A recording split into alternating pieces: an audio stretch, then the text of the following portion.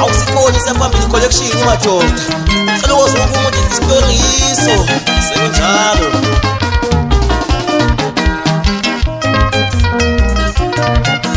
madoda nasimbi ngenisenyuka yemsinika baba madoda nasimbi ngenisenyuka yemsinika baba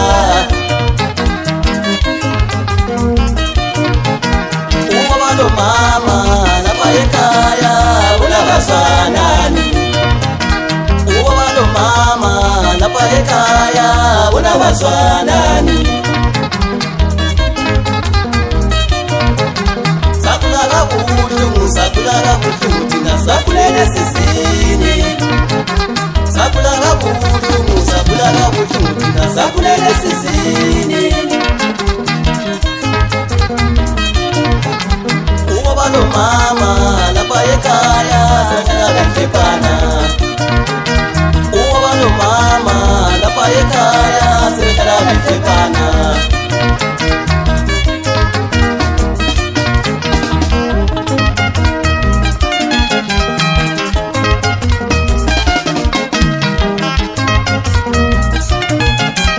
we baba uboni ngani ukuthi ngikise ngishwa sekulile we baba uboni ngani ukuthi ngikusta page shwa sekulile we baba uboni ngani ukuthi ngikhayi shwa sekulile sakula kabuhlungu thina sakulele sisini sakula kabuhlungu thina sakulele sisini akusima mama ubona abazali bazanani madoda let's take story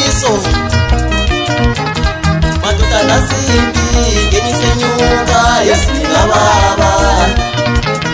madoda nasimbi ngenisenyuka yemsinika baba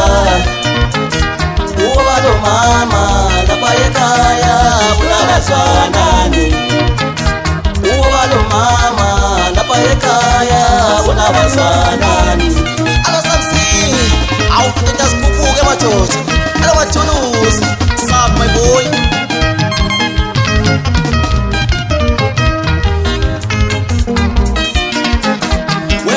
uboni ngani ukuthi uphindile shwa sekulile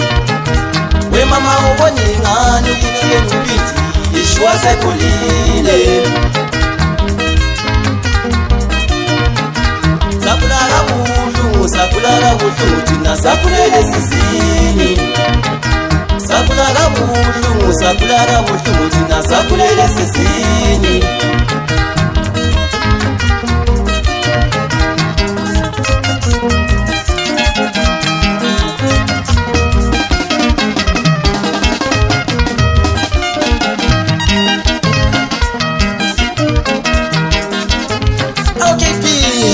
bambeka njalo imchini yakho madala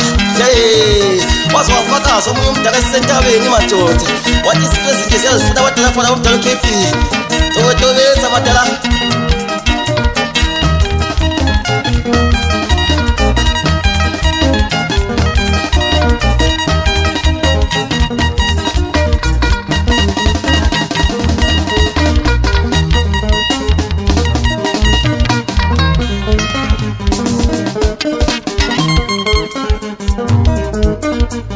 we baba uboni ngani ukuthi ngikise ngishwa sekulile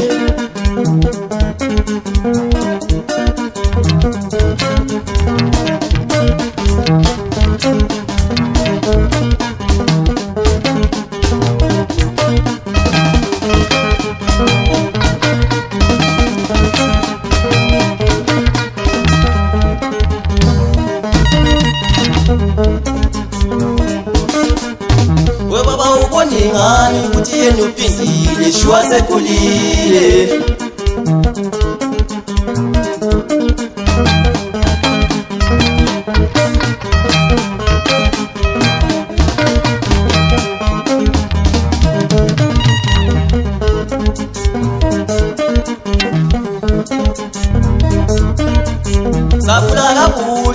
sakula kabuhlungu thina sakulele sizini sakula kabuhlungu thina sakulele sizini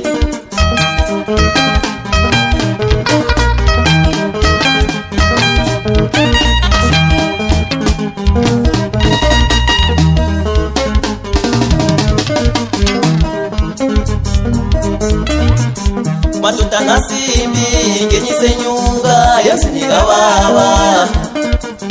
madoda nasimbi ngenyise nyunga yasinika baba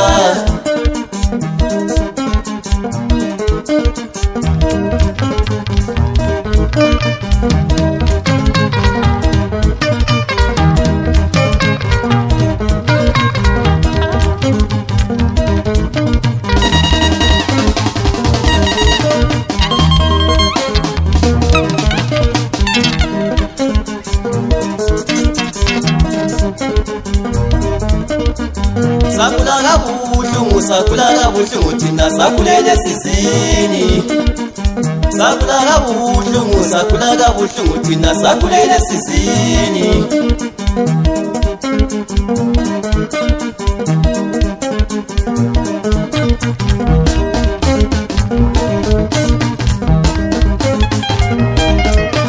hey ayifundisa bezithaka lehlela umadala phansi ngesikhathi somkhushi madoda hamba la umntwana usigodo uphenduka laphana wame kanjalo ifresite madala nyawo phansi kai uthini kustabheki abazajayiva abafana bami madoda akhuluma ngabo ubhemeni laphana uthini uleni kamama alofo bathini eshwale mntwana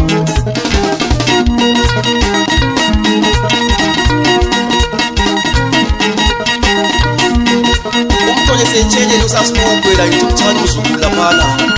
alokatoni nesabo sasibuku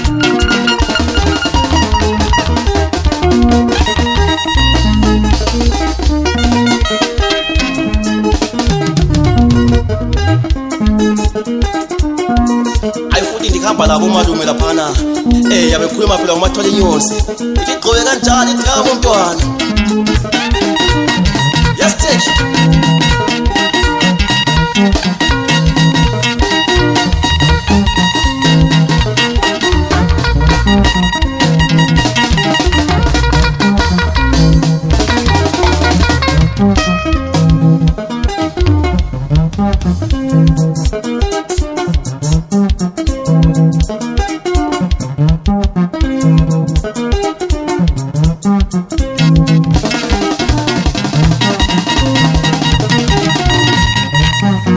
sesisebeza machita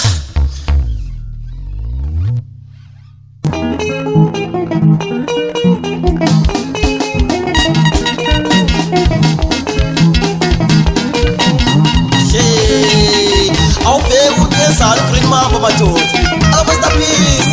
alasibusiso sambekwa nawami sokunjalo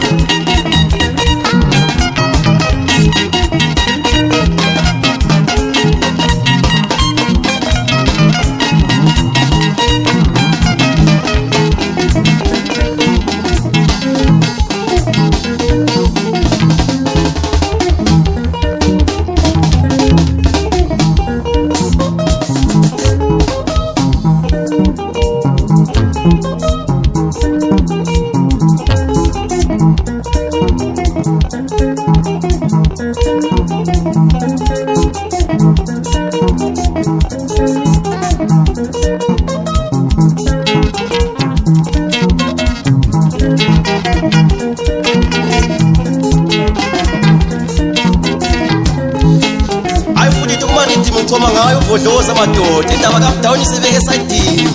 let's take story iso